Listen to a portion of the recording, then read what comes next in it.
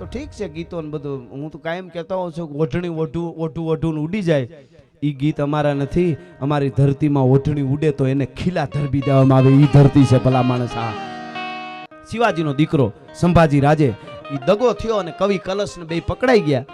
ઔરંગઝેબની સેનાને ગાંડી કરી દીધી હતી મારી અને છેલ્લે દગો થયો. દગો જ્યારે થાય ને મિત્રો પોતાના ખૂટે ત્યારે જ છે. તમારે મોઢુકાને પતંગ હોય ને એ મોઢુકા વાળો દોરો કાપી શકે, બાકી જસદણ વાળો કોઈ દી નો કાપી શકે, એ નક્કી કરી લેજો. હા, પોતાના જ્યારે ખૂટે ને પોતાનું હોય ને થોડું ઘણું જાતું કરતા આપણે શીખી જાવ એટલે વાંધો નહીં આવે કોઈ દિવસ. હું એલી એક વાત કરું છું, તમને ખબર છે રામ રાવણ લંકાના યુદ્ધના મેદાનમાં જ્યારે ઉતર્યા હામાં અને ઘમનસાણ જ્યારે યુદ્ધ જામતું હતું, આ બાજુથી દશાનંદ રાવણે ડગલા દીધા, કમઠ પીઠ કચકસી ધસી રાવણ રણંગ આયો, આંખ વીહ દહસીસ દેખી હેરત હો જાયો, અને ડગા 10 દિગપાલ કાલ બાનર કોંગ આયો, ધમક લગી ધરતી દુર્જટી ધ્યાન છૂટાયો. અને આ બાજુથી ભગવાન રામે ડગલા દીધા, ભુજ દંડ યખંડ પ્રચંડ ધનુ ધાર કોપ રઘુવાર લંક કરે અને ફાડાના ધાણાના 1 બાણ 2 બાણ 5 બાણ 10 બાણ 20 બાણ 30 બાણ 31મું બાણ ભગવાન રામે રાવણને માર્યું. ધાણાના કાડાડાડ બ્રહ્માંડ એક સહકાડ કાતંગાડાડ ગાડાડ દાદી ચાલુ મુસલમ અને જાફરાબાદનો કરો પડે એમ રાવણ પડ્યો, કાડાડાડ ભૂફ કરતો. પડતા રાવણની રાડ ફાટી ગઈ અને એટલું કીધું કે હે રામ, તાકાત નથી બ્રહ્માંડમાં કોઈ મને જીતી શકે, મને હજી માન્યામાં નથી આવતું. હું દશાનંદ રાવણ કૈલાસ પર્વતને ઉપાડ્યો, 9 માથા શિવને ચડાવ્યા. હું રાવણ છું રામ, મારા જેવી શક્તિ કોઈમાં હોય જ શકે નહીં. પણ તું જીતી ગયો ને હું હારી ગયો, એનું કારણ મારા જેવી શક્તિ કોઈને ન હોય છતાંય રામ તું કેમ જીતો? ત્યારે રામે કીધું કે રાવણ, જીતવા માટે પોતાના ભાઈઓ ભેળા જોઈએ, શક્તિ કોઈ કામ ન કરે ભલા માણસ. પોતાના ભાઈઓ જ્યારે ભેળા હોય ત્યારે જીતી શકાય. તારો ભાઈ વિભીષણ મારી આર્યો છે અને મારો ભાઈ લક્ષ્મણ પણ મારી ભેળો છે, એટલા માટે રાવણની હાર થઈ અને મારી જીત થઈ છે. એટલે દગો થયો અને સંભાજી રાજે પકડાઈ ગયો, હાંકડું નાખવામાં આવી બેડ્યું અને એની હારે કવિ કલશ. કવિની કેટલી મહત્તા! એટલે હું કહેતો તો અમારે જવા તવા ગીત ન ગવાય. અહીંથી હજારો માણસ અમને ફોલો કરે છે, હજારો બેનું દીકરીઓ સાંભળે, યુવાનો સાંભળે અને વેવલીઓ વાતું કરી અને વેવલા ગીત ગાઈ તો અમારી પેઢીઓ નાશ થઈ જાય. અમારી બહુ જવાબદારી આવે, અહીંથી જીવવાની પણ જવાબદારી આવે, જેમ તેમ જીવાય નહીં સાહેબ. એટલા માટે હું કહું છું આ તો ઠીક છે ગીતો ને બધું, હું તો કાયમ કહેતો હોઉં છું ઓઢણી ઓઢું ઉડી જાય, ઈ ગીત અમારા નથી. અમારી ધરતીમાં ઓઢણી ઉડે તો એને ખીલા ધરબી દેવામાં આવે, ઈ ધરતી છે ભલા માણસ. હા, ખીલા ધરબી દેવામાં આવે. હા, એવડી મોટી આપણી ઉજળી પરંપરા છે, એના ઉપર આજ વૈજ્ઞાનિકો સંશોધન કરે ને બધાને આ બાજુ છેલ્લે વળવું જ પડી છે, એ પાકું છે. પણ ખેર, જે વાત ઉપર હું જાતો હતો એ આપને કહી દઉં. પકડાઈ ગયા બે, કવિ કલશ અને સંભાજી શિવાજીનો દીકરો. અને ઔરંગઝેબને તંબુમાં બેઠો તો ત્યાં ખબર પડી કે પકડાઈ ગયો અને રાજી થઈ ગયો ઔરંગઝેબ. હાવ દાઢી આમ કરે ઘડીક વાર, કઈ મારી પાસે આવે મારે બેન ધ્રુજતા જોવાશ. કારણ કે ઔરંગઝેબ જેને પકડી લે ને દુશ્મન, એની જે દિશા કરે ને એ તમે અત્યારે હું વાત કરું ને તો આપને કમકમાટી આવે એવું એનું મૃત્યુ આપે, કટકા કરી.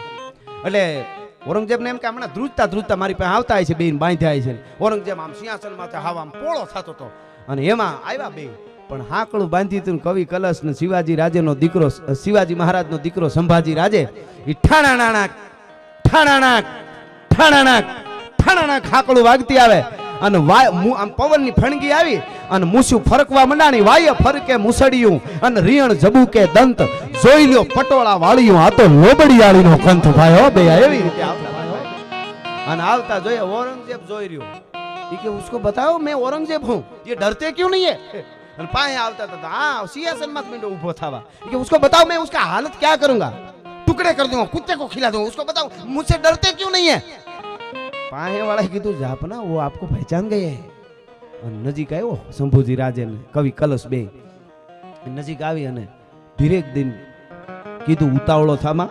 શંભુજી રાજે શિવાજી નો દીકરો, એને કીધું ઉતાવળો થામા ઔરંગઝેબ, તું નહીં તારી હાથ પેઢી બાબર હુદીની ભેળી થાય ને તોય શિવાજીના દીકરાને ધ્રુજાવી નો હોય. તું શું વાત કરે છે? રેવા દે તું બધું. હવે તારે જે દંડ કરવો હોય દંડ કરીને, હુળીએ ચડાવવો હોય હુળીએ ચડાવી દે, ને કાપવા હોય તો કાપી નાખ, મૃત્યુ દઈ દે. આ સરકાર બીજી લાલચ રેવા દે, અમે ધ્રુજતા આવીશું તને માફી માંગીશું, ઈ કાંઈ ન થાય. અને મારે કવિ કલશ અને કોઈ કીધું ये कवि है ना वो वीररस के गीत बोलते हैं इसीलिए ये लड़ रहे थे. વીરરસના ગીત ગાય ને એટલે આયા કટાર રાખી ભાઈ ગળે, કવિને કવિ કલશને ગળે કટાર રાખી અને કેવી કટાર કે આમ ઊભી રાખી હોય ને માખી ઉડીને માથે આવીને બેહે ને તો માખી એના બે કટકા થઈ જાય. રૂની આમ પૂણી કરી અને એ આમ કટાર ઉપર મૂકીને ફૂંક મારો ને એ રૂ આમ ગોથું ન મારે તો બે કટકા થઈ જાય. એવી કટાર ગળે રાખી અને પછી કીધું કે હવે બોલ દુઓ લે. સંભાજી રાજે તારા દુહાના, તારી કવિતાઓના, વીરસના ગીતો અને છંદોને કારણે આટલું અમારા માણસને મારી નાખ્યા છે. હવે તું કવિતા બોલ, કવિતા બોલ. એટલે આમ ત્રાહું સંભાજી સામું જોઈને, સંભાજીએ કવિ કલશ સામું આમ જોયું. એ આમ જોવા ગયો ને ત્યાં કટાર ઉતરી ગઈ ગળામાં, લોહીનો ફુવારો વસ્તો કવિ કલશને, કવિનો. અને કીધું કે આપ બોલીએ, વીરસ કા ગીત બોલીએ, દુહા બોલીએ. અને તેદી કીધેલું તો સાંભળો કવિ કલશે. યાવન રાવણ કી સભા અને બાંધ્યો શંભુ બજરંગ. આ યવનો રૂપી રાવણની સભા છે અને એમાં શંભુ એટલે શિવાજીનો દીકરો હનુમાનજીને જેમ લંકામાં લઈ આવીને બાંધ્યો તો બ્રહ્માસ્ત્રમાં એમ બાંધ્યો. યાવન રાવણ કી સભા અને બાંધ્યો શંભુ બજરંગ. તવ તપ તેજ નિહાર કે તખત તજો અવરંગ. હે શિવાજીના દીકરા, હે સઈબાઈના જાયા, હે સંભાજી રાજે, તારું તપ છે ને એ ઔરંગઝેબ દીકરો સહન ન કરી ગયો, સિંહાસન માથેથી ઊભો થઈ ગયો. ભલા માણસ, તવ તપ તેજ નિહાર કે તખત તજો અવરંગ. એ આટલો દુઓ કીધો તા કટાર ઉતરી ગઈ, જીભ પકડીને કાપી. ધર્મ માટે શું થયું છે આજે મારે તમારે ખાલી પૈસા ધર્મમાં દેવા પડે છે. પણ જે ધજાવું હું તમે હુરાપુરાઓની, માતાજીની, શિવની, આ પંચાળના પરંગણાની, જે પીરાણાની, જેને તમે ધજા ચડાવવા જાવ તેથી આ બધાને યાદ કરજો. આપણા હિન્દુત્વ માટે આજે ભગવા, આપણે સાધુ સંતો, આ બધાએ જે આપણે સહી હિન્દુ ધર્મ છે, આ બધાએ જે બલિદાનો આપ્યા છે એ જીભ કાપી નાખી અને પછી ગળું કાપ્યું. કવિ કલશ મરી ગયો. પછી શિવાજીના દીકરા સંભાજીને પકડીને ઔરંગઝેબે કીધું કે અમારો ધર્મ સ્વીકાર કર તો મોટો સૂબો બનાવું, તું કે એવડી સત્તા આપું, કે તારે જે દંડ કરવો એ કરી દે ને બીજું રહેવા દે, લાંબુ જટ સમય નથી મારી પાસે. બહુ કીધું અને છેલ્લે ધગધગતો હળિયો આંખમાં નાખ્યો, આંખ ફોડી. આ બિલકુલ બનેલી ઘટના તમને કહું છું હું. તમે જે હિન્દુત્વનું ગૌરવ લઈ છે ને ત્યારે તમે આપણે હિન્દુ છીએ એમ કહી હગી છે ને એના માટે કર્યું છે. આમાં કોઈ જ્ઞાતિ એમ ન કહી શકે કે આ અમારી જ્ઞાતિ નહીં, અમારાથી સેટો કહેવાય જ નહીં, તો આપણને પાપ લાગે. અને ધગતો હળિયો નાખ્યો, બીજી આંખમાં નાખ્યો અને પછી જેલમાં પૂરી દીધો. મિત્રો, કાયમ હવારમાં ઔરંગઝેબ પોતે જાય અને માણસોને કહે આને આ દંડ આપો. જીવતા વિહે નખ કાઢી લીધા, હાથ પગના. આ બનેલી ઘટના છે. વિહે નખ કાઢ્યા. કીધું કે હજી ધર્મ સ્વીકાર લે તો વૈદું કરીને મટાડી દઈ અને સૂબો બનાવું. તો કે તમારે જે કરવું હોય કરો. આંખું ફોડી નાખી હતી, બીજે દી આંગળીઓ કાપી. મિત્રો, આ બનેલી ઘટના કહું છું. બીજે દી ભળી 2 દિના અંતરે થોડીક આગળ આંગળી કાપે છે. આપણી કોઈની તાકાત આજ પણ હું કહું મારી પણ નથી, તમારી નથી. ધર્મ માટે કરી આપણે થાય એટલું પૈસા દઈ, બહુ તો થોડું ઘણું બાંધીને લડી લઈ, પણ આ ન થાય. આંગળી કાપી, આગળ આંગળીઓ કાપતા જાય. 2 દિને ગાળે. હકીકત, હાથ કાપ્યા, પગના ફણા કાપ્યા.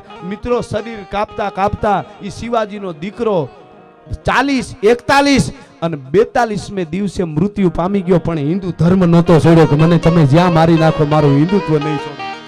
42મે દિવસે એનું મૃત્યુ થયું. શરીરના કટકા કરતા કરતા. પહેલી વાર કાપે તો શરીર ગરમ હોય, પણ દુખેલું જે આગલા દીનું હોય એને પાછું આગળથી કાપે. એને કોઈ શું એને ઘડ્યા હશે ઘડનારાએ. અને છેલ્લે ઔરંગઝેબ માથું પકડીને બેહી ગયો મિત્રો આમ હેઠો. અને ઔરંગઝેબ એટલું બોલ્યો તો કે શિવાજીના દીકરા, હા, હિન્દુ ધર્મ રક્ષક ઔરંગઝેબના શબ્દો છે. એ સંભાજી રાજે એની લાશની પાસે ઔરંગઝેબ બેહી ગયો, કપાળ પકડીને રોયો અને કીધું કે તારા જેવો જો એક દીકરો મારે હોય ને તો આખી દુનિયાની માથે હું રાજ કરી લઉં. ભલા માણસ, તારા જેવો મારે એક દીકરો હોય. ઔરંગઝેબ કે કઈ માટીમાંથી તું બન્યો છો? આવી જ્યારે ઘટના બને ત્યારે ધર્મને બચાવી શકીએ હું અને તમે. અને એ બચાવવા માટે આવા બલિદાન હોય ને આજે આપણે જ્ઞાતિવાદના વાડા કરી નોખા ધજાઓ લઈને ભાગી તો આ બધાય બલિદાન મને તમને માફ નહીં કરે. એ ઉજળી પરંપરા છે.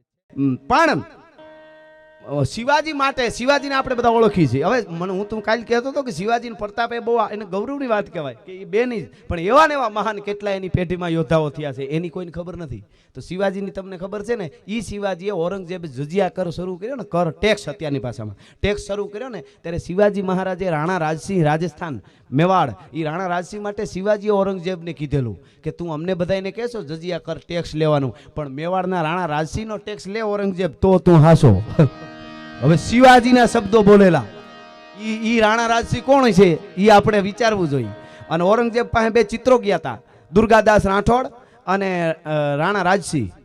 અરે શિવાજી, દુર્ગાદાસ રાઠોડ અને શિવાજી બેન ઔરંગઝેબની પાસે કોઈ ચિત્ર લઈને ગયા. શિવાજી સિંહાસન પર બેઠો એવું ચિત્ર હતું અને દુર્ગાદાસ રાઠોડનું ઘોડા ઉપરનું ચિત્ર હતું. તો બે ચિત્ર જોઈને ઔરંગઝેબે એમ કીધું કે वो સિંહાસન પર जो बैठा उसको तो जैसे वैसे करके संभाल लूंगा. એટલે શિવાજી सिंहासन पर बैठा है उसको तो जैसे वैसे करके मैं संभाल लूंगा, पर जो घोड़े पे बैठा है दुर्गादास राठौड़, घोड़े पे बैठा है उसने मेरी नींद हराम कर दी, इसका क्या करूं मैं. बोलो ઔરંગઝેબ આ બોલ્યો તો. હવે એવાની તો ખબર નથી, જાહેરમાં બોલી શિવાજી પ્રતાપ હારી વાત કે બે છે આપણા રહ્યા, એ માન કરી રેવા દીધા. બાકી તો અકબર, હુમાયુન, બાબર મહાન, હા એ કેટલા ખરાબ હતા એ તો મેં વાંચ્યા. હું ગાંડો થઈ જાય તમે વાંચો, મને એમ થઈ ગયું શું કરું. આપણા છોકરાને સીધો આ ભણાવવામાં આવે છે, આમાં કોઈ જ્ઞાતિવાદ નથી હોય, રાક્ષસો છે. હવે જેને ગુરુ ટૂંકમાં કહી દો, વાત નીકળી એટલે અકબર બાદશાહનો ગુરુ કેવા કયો, વડીલ કયો, માવતર કયો, બાપ કયો, બધુંય બેરમ ખાન હતો. એને 14-13 વર્ષનો હતો ને અકબર, તેદી ગાદીએ બેહારવા વાળો, અનેક યુદ્ધ લડાવવા વાળો, હિન્દુસ્તાનનો બાદશાહ બનાવવા વાળો, બધુંય બેરમ ખાન. એ બેરમ ખાનને દગો કરાવીને મરવી અને અકબર બાદશાહે જેને બાપ જેવો બેરમ ખાન કહેવાય એની ઘરવાળીને ઘરમાં બેહાર લીધી. હવે તમારે નક્કી કરવાનું અજીબો શાન શહેનશાહ ગીત લગ્નમાં વગાડવું કે નહીં. હું તો જાહેરમાં કહું છું, કોઈ દી વગાડતા નહીં. હિન્દુ તરીકે જો ગૌરવ હોય તો તમને. ઈ અકબર બાદશાહ એટલા એના ખરાબ કામ છે ભાઈ, ઈ તમે વાતું જવા દો. બાકી આપણે જ્ઞાતિ હારે કાંઈ નથી, પણ અમારો ધર્મ ભૂલવાનું રહેવા દે એમ કહી દેવું સોખું. કારણ કે ધર્મ છે ને આપણા, એમાં આપણી ઋષિ પરંપરા એવડી ઉજળી છે, વિજ્ઞાનને સાથે જોડીને. આજ પણ કોઈ વૈજ્ઞાનિકોની મિસાલ છોડવી હોય ને ચંદ્ર કે મંગળમાં, તમે જાણી લેજો, આપ બધા ભણેલા હોય તો એને આપણું પંચાંગ રાખે છે. આપણું પંચાંગ, કેલેન્ડર નથી રાખતા ઓલા અંગ્રેજી વાળાનું. આપણું પંચાંગમાં જોવે કે આ તિથિ આ ગ્રહ અહીંયા હોય છે ને એવી રીતે જ મિસાલ છોડવામાં આવે છે. દરિયામાં ભરતીને ઓઠ ભારતના કેલેન્ડર પ્રમાણે, ભારતના પંચાંગ પ્રમાણે આવે, 31 વાળાના કેલેન્ડર ઉપર નથી આવતી. એ નક્કી કરી લેજો તમે. એ આપણી ધરતી અને અરબો ખરબો રૂપિયા આપણા. આમાં હિન્દુ તરીકે હું કોઈ જ્ઞાતિવાદની મારે વાત નથી, આપણે તો બધાય ધર્મને માન આપવા વાળા, પણ હિન્દુ તરીકે એટલું ધ્યાન રાખજો, આપણા ધર્મને ભૂલાવાની ને કન્વર્ટ કરવા માટે અરબો ખરબો રૂપિયા વપરાય છે. કેટલા એ કન્વર્ટ કરવામાં આવે છે, સમજાવી ફોહલાવીને. હમણાં તો એક સ્કૂલમાંથી મને એક વાત મળી, તમને કહું. સ્કૂલ બસ ઓલા ક્રિશ્ચિયન ધર્મવાળા એ થોડા પૈસામાં આપણા હિન્દુના ગરીબના છોકરા ભણાવે. શું કામ? એને કન્વર્ટ કરવા માટે, વાળવા માટે. અને પછી કે બસમાં છોકરાને બસમાં લઈને આવતા હોય એટલે વચ્ચે ડ્રાઈવર બસ બંધ કરી દે, એને પૈસા આપવામાં આવ્યા હોય, બસ બંધ કરી દે. અને બાળકોને કે બાળકો જો બસ બંધ થઈ ગઈ, ઉપડતી નથી, હવે તમારા ભગવાનને યાદ કરો. તો છોકરા જય માતાજી ને હનુમાનજી મહારાજની જય, જય ચામુંડા, જય 9 લાખ લોબડિયાળી, જય દ્વારકાવાળા, જય રામ ને જય રામા પીર ને બધાય સમરણ ખૂબ કરે. પછી કે નથી ઉપડતી બાળકો, એ ભગવાન બરોબર કામ નહીં કરે. હવે એક કામ કરો, ઈસુ ભગવાનને યાદ કરો, આમ કરો. અને ઈસુ ભગવાનને છોકરાઓની પાસે યાદ કરાવે, આપણા હિન્દુના છોકરાને, પછી ઓલો સેલ્ફ મારે એટલે તો બસ ઉપડી જાય. આ હકીકત બનેલી વાત, એક સ્કૂલમાં બનેલી વાત તમને કહું છું. સેલ્ફ મારે ને બસ ઉડે, પછી કે જો ઈસુ ભગવાનથી મોટું કોઈ નથી. બાળકો હવે ધ્યાન રાખજો. આવી રીતે અરબો ખરબો રૂપિયા આપણા ધર્મમાંથી કન્વર્ટ કરવામાં વપરાય ને આપણે કે થોડું ભણી જાય ને ઇંગ્લિશ થાય. એકચ્યુઅલી બધા શું તમે છોટા છો આ બધું. અરે તારી ભલી થાય તારી, હવે તું રહેવા દે. શું કેવું પણ આને, હાવ નીકળી જ પડ્યા. હમણાં એક જણો 6 મહિના વિદેશ જઈને પાછો આવ્યો, એરપોર્ટે ઉતરીને બહાર નીકળીને આમ ધૂળ જેવું કંઈક લઈને ઊંઘીને કે ઓહો ભારતની માટીની સુગંધ વહી ગઈ, માટી બગડી ગઈ. એક બાપા ગામડાના ઊભા હતા, પાસે આવીને બે નાખ્યો. એ કે તે ઊંઘ્યું નહીં, હુકલ પોદળો છે, આમ હરખું જો, માટી નથી બગડી ગઈ, તું બગડી ગયો છો. એ તાજા સુધરેલા હોય ને એનાથી સેટું જ રહેવું હોય ને કે અમને બધી ખબર પડે છે, અમને અમારા ધર્મની ખબર. અને ધર્મ માટે આ બલિદાન દેવાના માથા લોહી રેડ્યા છે, ત્યારે આ ધર્મની ધજાઓ આપણી ફડાકા મારે છે. અને એ દેશદાજ જ્યારે મારી અને તમારી અંદર લાગે ને કે મારે મારા ભારતને સુપર પાવર બનાવો, તેથી બધી માતાજીને ભગવાન હારમાં ઉભા રહીએ. બાકી નકરે નકરું રામે ધન લાગે, ગપાલ ધન નો લાગે, બહુ અઘરું છે. એમ ધૂન નો લાગી જાય કાંઈ. આ ભક્તિ વસ્તુ જુદી છે, પણ આમ માવો સોલતા સોલતા દુકાને ઉભા હોય ને મંડળી નીકળે કૂદકો રમી ધન્ય લાગે, ગોપાલ નો લાગે. અઘરું બહુ થઈ ગયું જાણે. છો એ જુવાનોને માફ કરજો મને, કારણ કે મારું ગજુ નહીં કાંઈ મુકાવી દેવા, પણ આવું કે રાધન પકડ બોલી તો હા આવું હોય, રાધન પકડ તો મજા આવે. બીજું ભાઈ છે એમ, હા ઓલો ઠાકરનું ભજન, ઠાકરનું ભજન સારું કઈ સાંભળી સારું. પછી બીજું કોણ છે એ તમે વાંચો જાઓ. ભલે તમે થોડો ખાવ, પણ મોઢું બંધ થઈ જાય એવું યાર ન ખાતા. ભલે વ્યસન થઈ ગયું ન મુકાય, મને અનુભવ છે આ બધા કહેતા હોય એટલે. આ મુકાને મેં મુકાવેલો, ખાવ તમે. આને મેં માવો ચડાવી દીધો ધરાર. એટલે મને 15 દી કે એમ કંઈક થયા, 15-17 દી મને ફોન આવ્યો ઘેરેથી. એ કે કાં ઝેર પીવા ઝેર આપી દો, નકર માવાની છૂટ આપો. મેં કીધું કાં? મને કે ગાડી મારી ચાલુ હતી ને તોય હું સેલ્ફ મારતો હતો, મને એમ કે ઉપડી નથી. અને બીજાને ડેલામાં વયો જશું, મગજ જ કામ નથી કરતો. મેં કીધું હવે તું તારે ખા. પણ જો આટલો તને ભયંકર અનુભવ થયો હોય તો 18 વર્ષ 15 વર્ષના છોકરાઓ એને કહેજે કે આ કરવા જેવું નહીં. એટલું તો આપણાથી થાય ને. હાલો આપણે છે એ ન છૂટે. એ ન આમાં જો હું કઈ વિરોધ નથી, માવો ખાઈ બગડી ગયેલા ને બુદ્ધિ વગરના એવું નથી માનતો. એ વાત ન માન. આ તો ખાલી નુકસાન કરે એમ કહું છું. પાછા એમ કહેવા માટે કે એ બધા બગડા અમે સુધરેલા, આપણે બધા હરખા જ છીએ, એમાં સુધરી બુધરી ગયેલા કાંઈ નથી.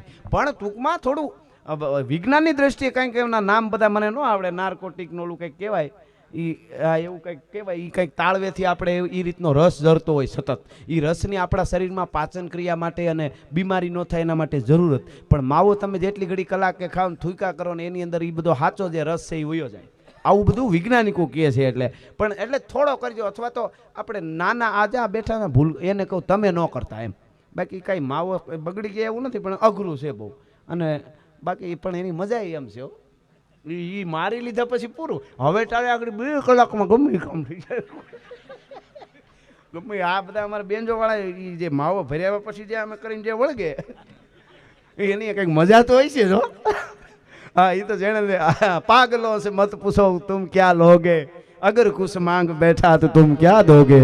એ હું તો મારી મસ્તીમાં છું, તું રે તારી મસ્તીમાં, અનુભવી તો હોળ ઘોળ છે મોજું ભારી મસ્તીમાં. પણ ખેર એનો તો વાંધો બહુ નહીં, પણ બીજું બધું ન કરતા. ઓલા ટાંટિયા એકી બેકી રમે ને એ તો કરતા જ નહીં. હા એ બધા. અને એમાંય પૈસાવાળા બહુ હોય ને એ 2 પાર્ટી ભેળા કરીને 2 પેક લેતા હોય તો એનું આપણે વધારે ન કરાય. એને મેળવી લીધું છે બધું. પણ ઘરમાં ખાવાના ન હોય અને પરિવાર રોતો હોય એ દારૂ પીએ ને એને તો ઓલી ઉંદર મારવાની પી જવાય, એને દારૂ ન પીવાય. બાકી બહુ પૈસા હોય એને ત્રેવડે પીતા હોય તો એનો કાંઈ આપણે વિરોધ નથી, એમાં કાંઈ બગડી ગયું એવું નથી. તો આપણે અંદરથી જેવા હોય એવી દુનિયા દેખાય. પણ ખેર એ વિષયમાં નથી જવું. પણ હો જાઓ તૈયાર સાથીઓ, હો જાઓ તૈયાર. ધર્મ માટે એક પ્રસંગ મને ગમતો, ગઈકાલે પણ મેં કીધેલો, આજ પણ કહું. જે આજે હું તમે ધજાઓ ફરકાવી શકી છે અને જે હું તમે આનંદથી જયકારા લગાડી શકી છે એ ન લાગ્યા હોત, આવી ઘટનાઓ ન બની હોત. એવો એક શિવાજીનું તો તમે બધાએ નામ સાંભળ્યું જ છે, શિવાજી મહારાજનું. પણ એમના દીકરાની વાત મેં કરેલી છે, તમે કદાચ સાંભળીએ છે. પણ સંભાજી રાજે અને એની એક મને ગમતી વાત આપણે છેલ્લે કહું, પછી સપાખરું લઈ અને પાછો ભાઈનો હું દોરો આપીશ. અદ્ભુત વાત છે. દરેક હિન્દુ તરીકે જો કોઈને ગૌરવ હોય, આપણે તો બધાય ધર્મને માન આપવા વાળા છીએ ભાઈ. હું ઘણીવાર કહેતો હું કે શાહરૂખ ખાનને તમે રોલ મોડલ માનો એ અમને વિરોધી જ છે, કારણ કે એણે બગાડવા સિવાય કાંઈ ધંધો નથી કર્યો. એ તો તમને ખબર છે ને. હમણાં ઓલા પાવડરિયું પકડાણું, પાવડર હું કે તો એ પથારીમાંથી ઊભા થાય ને પાછા દેશના રોલ મોડલ બનવાના દીકરા થાય પાછા આવે. મને તો એમ થાય કે હું આના માટે કેવું. એટલે આમાં કોઈ નથી, જો જ્ઞાતિવાદ નથી. રોલ મોડલ કોઈ માનવા હોય તો તમે અબ્દુલ કલામને માનો, અમે માનવા તૈયાર છીએ. અશફાકુલ્લા ખાનને તમે માનો, અમે માનવા તૈયાર છીએ. આ બધા છે જ. અબ્દુલ હમીદ જેણે પાકિસ્તાનની હાથ પેટર્ન ટેગ જલાવી દીધી હતી 1965ની માલિકો. હજી લગ્ન થઈને ગયો તો એ જુવાન મુસલમાન હતો, પણ મને આમ નામ લઉં તો પોરહના પલ્લા છૂટે. પાકિસ્તાનની આજ પણ પેટર્ન ટેન્કો ત્યાં પડી છે સરહદની માથે, એની અબ્દુલ હમીદની હળગાવેલી. એ 4 ટેન્કો હળગાવી દીધી હતી. હામી ટેન્કો આવતી હતી, આપણા પાસે હથિયાર હતા, ટેન્કો હતી નહીં. એટલે કીધું આપણા યુવાનોએ કે આ તો ટેન્કો આવે છે, બહબહાટી બોલતી, આપણા ભૂકા નીકળી જાય, આપણને બધાને હળગાવી દે. હવે શું કરીએ, શું કરવું? આપણી ટુકડી નાની છે. અને ત્યારે અબ્દુલ હમીદ નામનો યુવાન આગળ આવીને કીધું કે પાકિસ્તાનની ટેન્કો આવે છે ને, કે હા, કે આપણને હળગાવી દે, કે હા, કે ટેન્કને આપણે હળગાવી દે તો આ બનેલી ઘટના છે કે ઈ કેમ બને. અને ગડગડથી ડોટ મૂકીને ખાઈબકો 4 ટેન્કો હળગાવી દીધી. આ હકીકત છે, કોઈ કહાની નથી બનાવેલી. 4 પાકિસ્તાની પેટર્ન ટેન્કો આખી હળગાવી દીધી. હસબસથી આવતી હતી એને. અને વળ્યો પાછો, ઘાયલ થઈ ગયો, પણ બહુ વાંધો ન આવ્યો. અને કોક આપણા યુવાનો એને કીધું, અરે 1 ટેન્ક વધારે હળગાવી દીધી હોત તો તને પરમવીર ચક્ર મળત. આમાંય મળે, પણ આ તો એને એમ થયું 5 નો આંકડો હારે ને, એ કે એમ પરમવીર ચક્ર મળત. 1 વધારે હળગ્યો તો કે આ તો કાલનો હુરોજ ઉગવા દે. અને બીજે દી ખાઈબકો, આગલે દી 4 અને ટેન્કો હળગાવી. બીજે દી 3, 7 પાકિસ્તાની પેટર્ન ટેક હળગાવી અને બીજે દી શહીદ થઈ ગયો. એ અબ્દુલ હમીદની જનતાને કરોડો વંદન કરું છું. ભલા માણસ, એની વાત નથી. એને રોલ મોડલ માનવામાં આપણને વાંધો જ નથી.